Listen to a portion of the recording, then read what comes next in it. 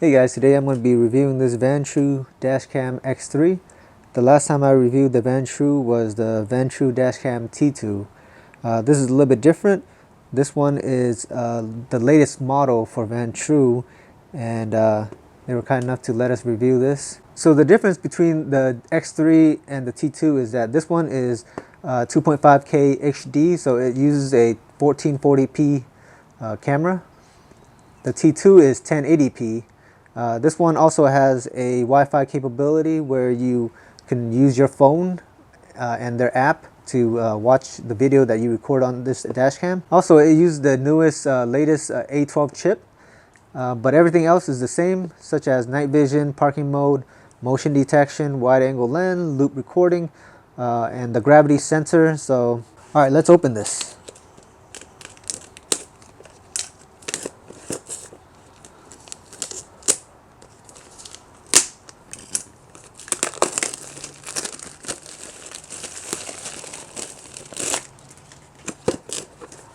Here's your information booklet.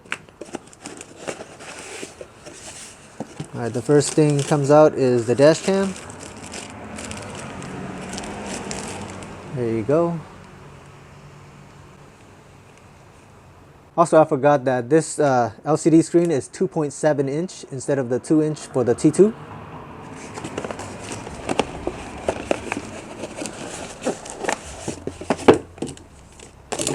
And here's all the electrical wire for the dash cam and the mount as well. Here's your cigarette lighter for power. And here's the other power source with USB and the suction cup. Also, I noticed this dash cam doesn't have the 24-hour wire, which plugs onto your OBD to get the 24-hour monitoring. Alright, just like the T2, this mount snaps onto this dash cam like so. And to remove it, you press the tab and you pull out. To move this dash cam and mount around, you just loosen this nut. Once you find the right angle, you just tighten this nut. Just like so. Make sure to remove the plastic piece. This one as well. Before we mount this dash cam, you'll need a micro SD. Go ahead and insert it on the left side. And then press the power button on the top.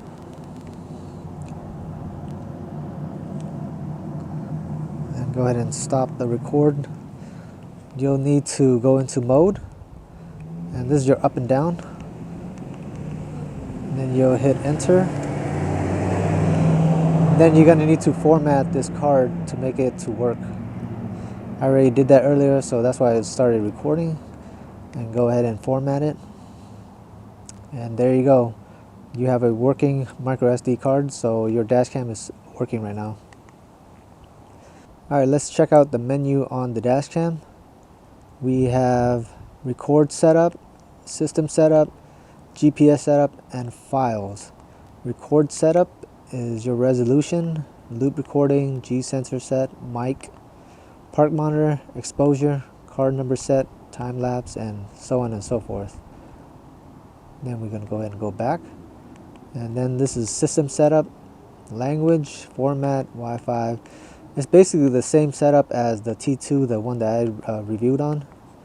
Same with GPS unit. This one, you'll need a GPS unit to make this work. If you don't have it, then basically you don't really need to set this thing up. I don't have it, so I'm not going to mess with it. And file is where all the video is going to get recorded and stored. So the event is the same as normal. And then the photo is where you press this button right here and it takes pictures of the images that was on the dash, and it stores in the photo section. Alright, now we're going to talk about Wi-Fi capable for this dash cam. You need an app for that, so we're going to go ahead and go to our app store, and you're going to type down Wi-Fi /card DV, and you're going to go ahead and download this app right here. Alright, once you download the app, you're going to go ahead and go into your dash cam and go to system setup. You hit enter, go all the way down to system info, hit enter. That's your SSID and your password. And then you're going to go onto your iPhone or your Samsung phone and go to the Wi-Fi setting, and then you're going to hit connect to the card DV. The password is going to be the password right there, 1234567889.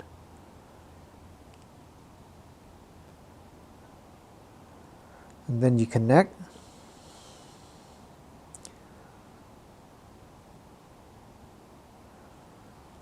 Once that's a check and linked, you go back to your app, and then you see your car app IDs right there, the Wi-Fi, and you hit connect.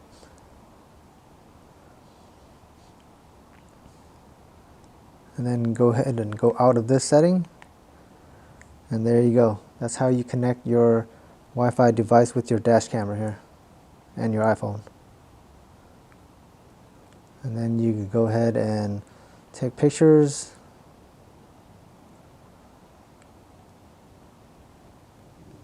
Still taking picture. There you go, save. And then you could start. It's recording right now. Or stop. Or you go to the file setting or the file list. And that's how you connect your dashcam Wi-Fi setting onto your phone. So we'll go ahead and mount it. Find a place where you want it. Press the suction cup in, right into tighten.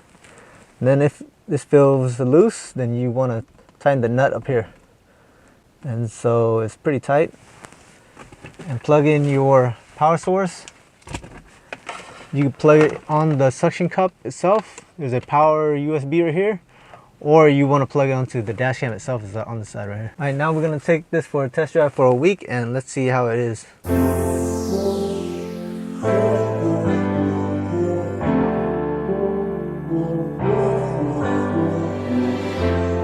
know better than to call back.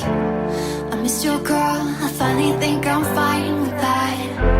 I know it hurts when love bites back, but it's your fault, I wish you'd just accept that. I got a better place to be, where the only focus is me. Me and weightless got me feeling like I'm flying.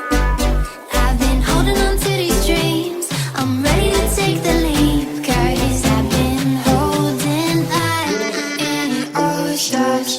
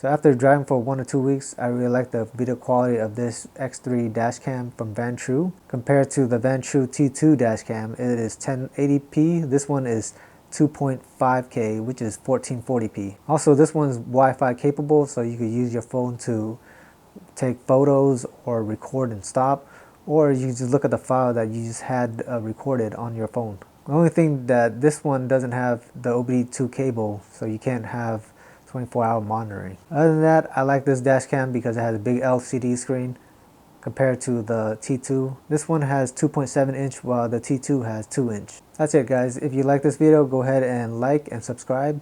And if you have any questions, go ahead and send us a message on our Facebook page.